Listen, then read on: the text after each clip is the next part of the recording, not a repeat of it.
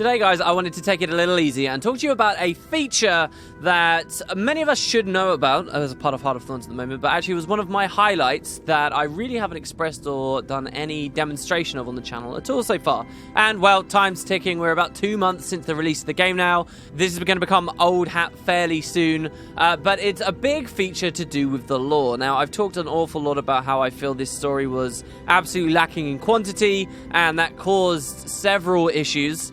But actually one small place, at least, in the game where ArenaNet really did something very cool, very interesting, was here in the abandoned city of Rata Novus. And I don't have to worry about talking about Rata Novus anymore because, hey, people should have played and we know about this location. So, this is just a small place in Tangled Depths, and I say small, it's actually fairly huge. Let's go back to the waypoint and walk back to where I am, where there was an underground society of Asura founded by Xin, a character from the first game, who eventually, by the time we get here in Heart of Thorns, have been pushed away and have been knocked out by the Chuck. Now, that doesn't mean they're all dead. It means that whoever remained here at least appears to have died. But especially through one of the achievements in one of the story steps, the devs are definitely setting up the idea that the Asuran from here, the Asuran people somehow did survive and move on to go somewhere else. And we may indeed be interacting with them in upcoming Living World seasons. But so how did ArenaNet make this place, this giant cavern down here, deep, deep, deep underground, interesting? Well, obviously by throwing random events around and having us explore it as members of the Pact, but also they did something very cool to do with lore quizzes. So the people who lived here in Rata Novus, once you've completed I believe it's only after you've completed the meta events, actually their holograms begin to appear, and as Asuran, you know, as creatures that favor their brain powder and are constantly testing themselves, I believe they say that actually the people of Ratasum, at least, are a part of a geocracy. Okay, the idea that the smartest people are in charge, I guess, is that concept. They had something similar going on down here in Rata Novus, and they would test one another with holograms. And for the keen-eyed adventurer in the Rata Novan areas, you'll actually be able to glide to and find some of these holograms for yourself. So, for example, there's one up there, okay, that Rata Novus instructor over there. Maybe I should have climbed a little bit higher. I think we'll be okay. We're going to try and glide around. We'll find one over here. And perched on many of these different ledges all over the place, some of them really difficult to get to, actually. You can eventually find these holograms. So we're going to go to this one all the way over here. This is one of the ones I really like. And what these do is reset every day, but they'll give you a bit of a lore quiz, a bit of insight into the world of Tyria. For now, a lot of new players, especially those of us who just started Heart of Thorns, stuff like this is going to be gobbledygook.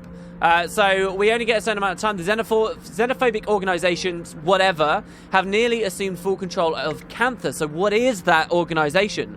And for those of us who know the lore, this stuff's really obvious, okay? So our three options here are the White Mantle. This was a cultist organization that ended up governing Kryta for a while. The Jade Brotherhood, or the Ministry of Purity, and it's actually the Ministry of Purity, which was a group of people we could only really interact with in, like, Guild Wars 1's Living World, okay? The other one was Cantha related too. So there's kind of this really interesting idea here where some of the players who know a lot about the universe could kind of flex their muscles and could kind of have a bit of fun. I think I'm absolutely the demographic that this was being aimed at. You know, it was people like me that this was being targeted at. And they kind of mixed a lot of cool things in together here. This is why this came out as one of my favorite features of Heart of Thorns. They mix, you know, a little bit of the exploration, a little bit of, you know, really trying to be quite eagle-eyed and find different areas in the city itself. This place almost felt like a long jumping puzzle for me. I spent at least 2, maybe 3 hours in here after I first encountered this place. Not just doing events and getting chuck caches and stuff, but also, you know, trying to figure out all these sneaky directions to get to some of these really difficult instructors. Like, how do we get to this guy here? Can we, like, make some cheeky jumps? Actually, I don't know whether this is the way we're supposed to do this guy. Maybe with some swiftness I could make that. Or, you know, are we supposed to glide from much higher up? The area that this really falls short is with the rewards, which we'll talk about very shortly. But the main thing you're probably wondering is, well, what about for those new players? What about for those of us who really don't understand too much? And, well, they've got a system in place for that too. And so I'm kind of hot and cold on the way that they've developed this. On the one hand, it's kind of a way for me to flex my muscle as a lore nerd, right? And to think about some of these cool other areas of the franchise. I always enjoy it when the devs kind of put stuff like this in. It's very similar to in Season 2 of The Living World, where they had the giant library and the library mention lots of interesting pieces of lore that the game's main narrative threads haven't touched on for years. And the fact that ArenaNet don't touch on stuff for years is a really negative thing in a lot of ways, because it makes you think that the devs don't remember or the devs don't care anymore about those things, and it makes just the whole world seem smaller, more narrow. It makes world building feel useless, and that's the stuff that you really don't want to be thinking of. So it's very positive in that sense. In the other sense, this really doesn't add anything new to the franchise, right? This didn't teach me anything at all. It didn't give us any new information. It basically feels like it falls short in the one sense that it's just kind of like a dev went on Wiki, right? And picked out some random information and, just threw disparate pieces of lore around. It is kind of themed, interestingly, because actually a lot of it is Guild Wars 1 based. What you got to remember is Zin was a Guild Wars 1 character, and so it kind of balances itself out there. That's sort of something that I've always been quite keen on pointing out, that a lot of this stuff is contemporary stuff from 250 years ago, and to us, 250 years in the future, and new players, it all seems like ancient history and weird things to come out with. But, it actually makes sense, because these Asura and Zin was writing these holograms and creating these programs about the humans, about the Asurans' understanding of this race, mostly human stuff. There is Char and non-stuff too, as we'll see. But it's mostly written about them from 250 years ago, so it works quite well. But for those new players, for those of you who maybe came here and didn't look very much further, you just saw a weird question, you got one of these, like Nova's Writs of Excellence, how exactly do you learn more? Well, it's because each day you're supposed to come to this Printomatic. Oh, no! We can't fly back up there, can we? All right, hold on, guys. Hold on. Don't fall down the hole like I just did, like a dumbass. Go to the Printomatic. That is like the 4th time I've done that. I don't want to talk about it. The sad thing is most players with Heart of Thorns will have only spent time here because this is where the mushroom farm was, where one of the XP farms was. Alright, we're back. So, without falling in the hole this time, look how precarious that is. That's outrageous. What we're going to do is we're going to press F, and you'll actually come to this vendor. Now, this vendor asks you to spend leyline crystals, leyline crystals being the currency for all of Tangled Depths. This is really very local to just the city. The rest of Tangled Depths doesn't have very much of this going on. But one purchase a day can be made here, and you'll actually be able to buy lore books. So lore books are one of those huge features. This is the last one that I need to buy here. Lore books is one of those huge features that I personally have really wanted to see in the game for a long time. And again, ArenaNet have got a good idea, but they just didn't quite go the whole way. So this is the last book I need to purchase. Once you've got all of these books, you get yourself a little achievement. So we'll get this. This is Extinguish the Rise and Fall of the Flame Legion, Volume 4. And with that, you get Zin's Prize Student. You actually get a pretty cool mini. You get a holographic Zin, so pretty happy with that. Can't be sold or anything, but we can add it straight to the wardrobe. And yeah, that feels pretty good. This is the reason I wanted to kind of record this today, because I've been slowly grabbing these. But with the lore books in hand, you can double-click them and read them. So there is no great UI to support this. It treats it like it's just a regular conversation. You're actually going to see your character's face on the right, as if, that's the NPC that you're talking to, which I suppose is some weird value. But to be honest, I'd much rather something much more similar to what we see in other popular franchises that do lore books and do them well. Even stuff similar to what we saw way back in the original development of Guild Wars 2. I guess maybe it just fell outside of the scope of Heart of Thorns, because in the end, maybe this is one of the smaller features that came as a part of the game. But so this is the last book. This is Volume 4. This is the end of the Flame Legion story. And it reads, the Flame Legion, driven back from Kryta and eradicated at Or, continued to fight in Ascalon. In the end, they summoned their false gods, the Titans. The Titans arrived not as gods, but as slaves to the Flameseeker, as foretold by the dragon Glint. Their presence on Tyria was devastating yet short-lived, thanks to the intervention of a group of Chosen. A few among the Char saw through the Titans' deception. They saw their gods killed at the hands of mere humans, and with that, the seeds of rebellion were sown.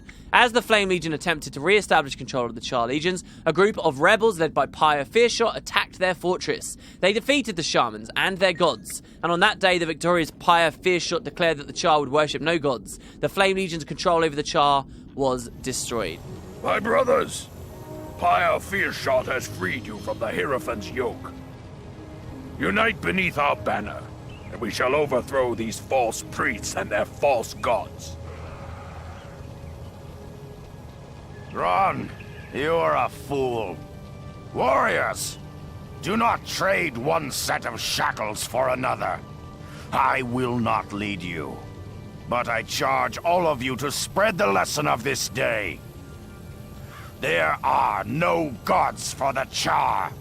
Let that be the message. There are no gods! There are no gods! I'm surprised. A storm is coming. The shamans will not go down easily. For a while, it will be safer to be elsewhere. You're the hero of this revolution. Revolutions eat their heroes. I may return, but for the moment, I am content to fight at your side. So, the little mouse comes to apologize. One good act does not redeem your people, murderer. I want you to know, I do not like you. I do not forgive you. But most of all, I do not fear you. I hate you. There's a difference. And so these books kind of really do just talk about Guild Wars 1 story. If you've never experienced the Guild Wars 1 story, this is where people would get their information. And specifically, it's kind of more just basic reading comprehension. You know, you get a bunch of those books. Once you've got them, you can sell them because they're really only useful for the actual achievement. But over here, you do also get Zin's study guide. And by interacting with this, you'll get another item. And this, when you double click it, once again pulls you into a dialogue menu. But every time you buy a new book, it adds a new book. So this is kind of like a portable library for you in your study guide. So Progeny and other aspiring crew members, this study guide can be used to compile the material you collect in order to study the surface history and culture exam. So we now have Char human or non-human's got plenty, of course. We click it and here's all the books I bought. As you can see here, you know, you got Alone, Land of the Golden Sun, the Human Gods, and so on. And the idea then of the feature is now with these books in hand over multiple days, the books helping us, the books are like cheat sheets that help us who didn't know anything at all. We can go out there and every day we can get a bunch of these holograms for a ton of these writs of excellence. You know, just you'll find the hologram just before you talk to it. You'll do a bit of reading comprehensions, and it genuinely is teaching people about the lore. You know, this is a satisfactory way of teaching people how Guild Wars 1 went. Here's where it all falls down, though. Your ultimate prize. So with a bunch of those supplies, you need 10 writs of excellence. You get to open that chest. The chest is nothing special at all. Nothing interesting comes out of this chest. Perhaps we're missing something as a community. Perhaps not enough people have grabbed this feature. We did very recently find that the Chuck Garrett actually has a very special drop, much like the Vine Tooth does, or the Vine Wrath, sorry, does in the Silver Wastes. And maybe there's something special that comes out of this chest. But so far, it really seems, because the rewards aren't in place, people don't look at this feature enough. They don't spend enough time. And that's kind of where it's fallen for now. I think most people just go for, Zin's Prize Student. And this chest, Zin's Research Supplies, doesn't get open too much. I'd love to hear some of your opinions about that, guys. But yeah, today I just really wanted to talk about this because this was one of my favorite features. This was, at least a few people at ArenaNet sitting down and thinking, right, we're actually going to do something really big for lore. We're going to add some decent lore stuff. And, in the face of the shortcomings of the regular story, I think what they did here, and do not underestimate the amount of time you spend flying around and doing kind of this explory style stuff, actually finding the holograms, at least while you're still learning the environment. You cannot undervalue this feature. I think this feature really bolsters Heart of Thorns up, and I thought it would have been a little bit unfair if I'd never talked about it at all on the channel, because this was one of my favorite parts of the expansion. Easily forgotten, not something that I think, I'll be doing very much of a year from now. But, maybe it made some headway. I'd specifically love to hear some opinions from people who don't care about the lore or Guild Wars 1 and haven't played it, and how you did here. If you're wondering how I did, I got like one hologram wrong, and the hologram I got wrong was because the devs made a typo and they mentioned Doom instead of Grin. Yeah, but they patched that, so that's fine, right? Thanks very much for watching, guys. I hope you enjoyed the little presentation here on some of the cool stuff around Novus. If you've maybe missed it, there's more than meets the eye, and I'll see you tomorrow for some pretty interesting news about World vs. World. Have a great day, guys. I'll catch you next time.